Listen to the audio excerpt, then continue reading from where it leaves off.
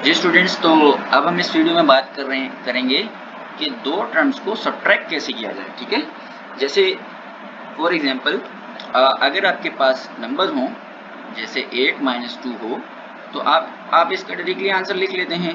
ठीक है, 8 minus 2 is equal to 6 होता है।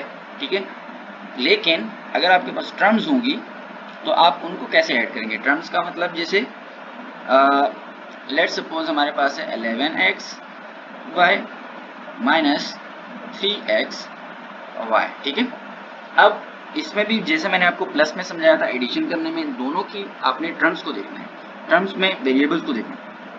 अगर वेरिएबल्स बिल्कुल सेम है, ठीक है, वेरिएबल्स को देखें, x और x बिल्कुल सेम है, दूसरा वेरिएबल चेक करें, वेरिएबल्स बिल्कुल सेम है, ठीक है, तो फिर ही टर्म्स ऐड या सब्ट्रैक्ट हो सकती हैं, अदरवाइज ऐड या सब्ट्रैक्ट नहीं हो सकती। ठीक है, लेकिन इसमें आपने याद रखना है, पहले भी मैं आपको बता चुका हूं कि अगर x लिखा हो वो इक्वल्स टू x होगा, ये बिल्कुल ठीक है, लेकिन अगर लिखा हो x स्क्वायर तो वो x के इक्वल नहीं होगा, बिकॉज x स्क्वायर का मतलब कुछ और बनता है।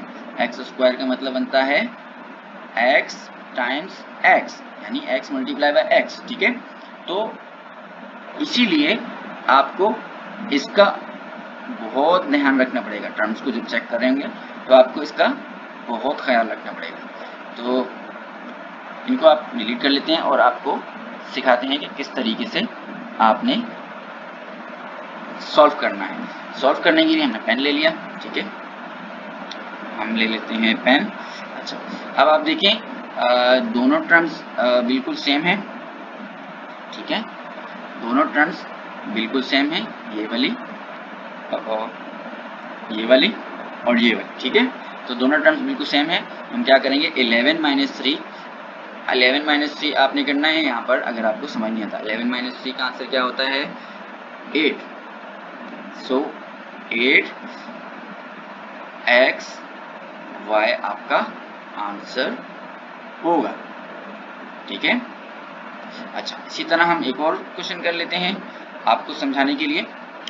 जैसे लेट सपोज जैसे क्वेश्चन नंबर 2, इसमें मैं आपको देता हूँ 6y z square plus 2x y minus, अच्छा माइनस कर लेते हैं 4y z स्क्वायर। ठीक है, अब इसमें आपने चेक करना है, इस टर्म को चेक करना है पूरी को। ठीक है, इस पूरी टर्म में क्या क्या चेक करेंगे आप चेक करेंगे इस y को, फिर z स्क्वायर को। ठीक है, तो आपने टर्म में ये दोनों लाजमी चेक करने।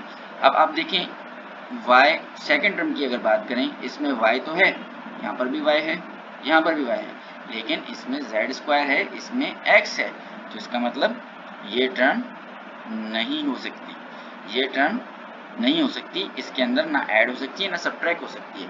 तो अब हम इसका चेक कर लेते हैं थर्ड वाले के साथ। थर्ड टर्म ये वाली है, ठीक है, तो इसमें हम ये वाली थर्ड टर्म है, तो इसमें हम देखते हैं यहाँ पर y है, ठीक है, यहाँ पर y है और यहाँ पर z स्क्वायर है, यहाँ पर z स्क्वायर है। ठीक है, तो थर्ड टर्म इसके साथ ऐड हो सकती है, तो हम इन दोनों को ऐड करेंगे और आपको बताएंगे किस तरीके से। 6, अच्छा ये यहाँ पर ऐड नहीं हो रही, यहाँ पर सब्ट्रैक्ट हो रही है। सबसे पहले आप उनको जो लाइक टर्म्स हैं उनको साथ में लिख लें, माइनस का साइन है तो मतलब सब्ट्रैक्ट हो रही है, प्लस 2xy।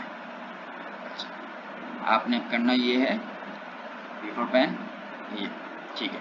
अब आप ये देखें 6 को माइनस करना है 4 के साथ। ठीक है, 6 को माइनस करना है 4 के साथ, यहाँ लिख दीजिए। अगर आपको याद नहीं रहा 6 माइनस 4 इज इक्वल्स टू 2 होता है, तो आपने यहाँ पर 2 लिख दिया, और साथ में y और z स्क्वायर सेम सेम है, तो आपने साथ में ये y और z स्क्वायर लिख दिया। ठीक है, इसके बाद क्या ये आंसर होगा, नहीं, बिल्कुल भी नहीं, अभी तो ये भी रहता है। ठीक है, तो इसके साथ आप लिखेंगे, क्या लिखेंगे, प्लस 2xy। ठीक है, ये आपका रफ वर्क है, तो ये आपका आंसर हो गया। ठीक है, ये आपका आंसर होगा। ठीक है, तो उम्मीद करता हूँ आपको पसंद आया होगा। चलिए मिलते हैं नेक्स्ट वीडियो में, टेक केयर, बाय बाय।